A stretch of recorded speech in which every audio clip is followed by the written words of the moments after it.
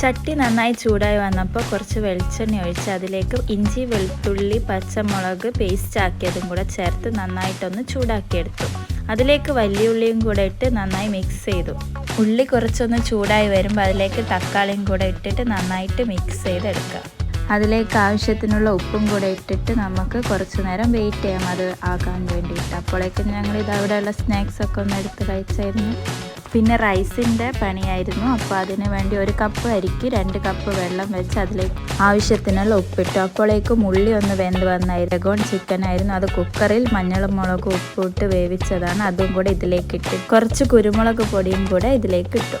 വെള്ളം കുറച്ചൊന്ന് ചൂടായി വരുമ്പോൾ അതിലേക്ക് പട്ട ഗ്രാമ്പു ഏലക്ക അങ്ങനത്തെ ഒക്കെ ഇട്ട് മസാലയിൽ കുറച്ച് കളർ കുറവായിരുന്നു. അപ്പം മുളക് പൊടിയും ഇട്ട് പിന്നെ ലാസ്റ്റ് ബിരിയാണി മസാല ഇട്ട് മല്ലിച്ചപ്പും ഇട്ടൊന്ന് ഗാർണിഷ് ചെയ്ത് മസാല സെറ്റായി. അപ്പോഴേക്കും അരിയിൽ നെയ്യും വെളിച്ചെണ്ണയും ഒക്കെ ചേർത്ത് മൂടി വെച്ചു. പിന്നെയാണ് ഇതിൽ ചേർക്കാൻ വേണ്ടി ചെറുനാരങ്ങ ഇല്ല എന്ന് പറഞ്ഞത്. അങ്ങനെ അത് കടയിൽ പോയി ഞങ്ങൾ മേടിച്ചു.